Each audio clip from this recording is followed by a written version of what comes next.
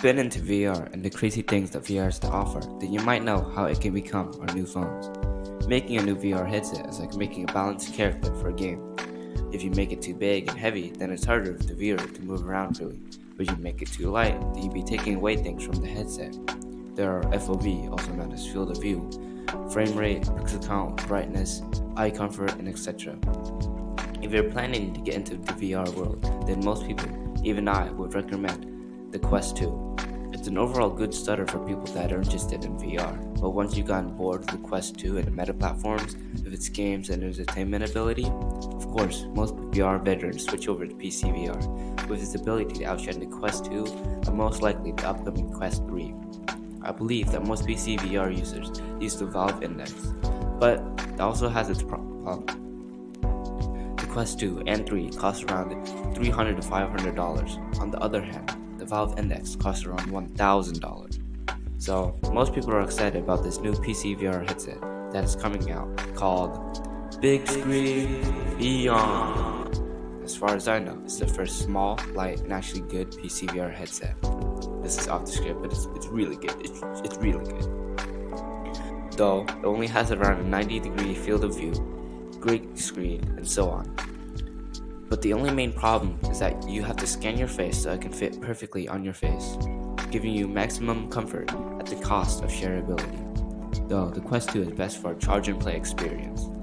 Of course, we have to talk about the drawbacks and good parts of PC VR and Meta VR. Most people are really interested in VR. Switch over to PC VR after playing something like the Quest 2. Of course, I have to talk about Meta and its Quest VR headsets. Most Quest users are hoping for an upgrade, but not trying to get into PC VR because of its drawbacks. I'll explain that later in the video. So most Quest 2 owners know about the new Quest 3. I will not dive into this headset, but if you're interested, there are tons of video on this subject. PC VR needs a setup beforehand, which would cost more because of the items that are needed for the headset to work. Though PC VR has its own massive benefit. If you have a good PC, then you can run beautiful games without lag, have better Wi-Fi, a much bigger game selection, and social media platforms like Discord, and so on. I don't know if you guys use Twitter. I don't think you can call on Twitter. Oh, okay, I might just cut this out. To chat in games and have multiplayer, but not voice chat. Though it doesn't amount to anything if the VR isn't comfortable and doesn't lag, motion sickness is a problem for most people that use VR. Now, since most gamers are PC gamers, it's normally a good idea to switch to PC VR. But if the only type of VR is PC VR, then people that don't have a PC or don't play PC could not enjoy VR. Then Meta's Quest VR headsets are the best option. Building a PC for a headset is optional, but all you need is a good computer to run games on, and off you go on an alien planet, or be a monkey, or swing your arms on some crazy rhythm block game. And like I said, there's one big problem with PC VR, the cost. Of course, you need a PC, monitor, keyboard, mouse, the headset itself, a motion capturing device for the controllers, and where you are in the room, and the way to connect it to. Streaming and recording is something you can do on most VR headsets. But why would you need such a thing, you might ask? Send these videos to your grandma, of course. I have only tried the Quest 2 with its wide range of performance, but it does have pass-through, but it's only in black and white. Now that I think of it, is this how the memes would look in the 90s?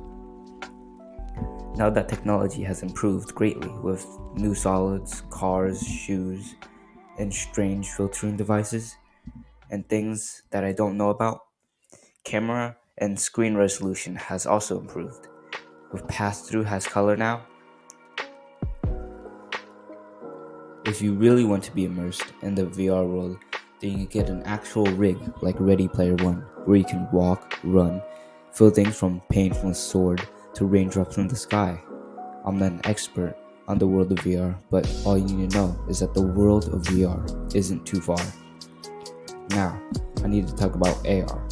This is a short bit, but it's like a VR, but you can see the real world. Plus, it's being projected on the screen, which is a bit safer from not being able to see nothing at all.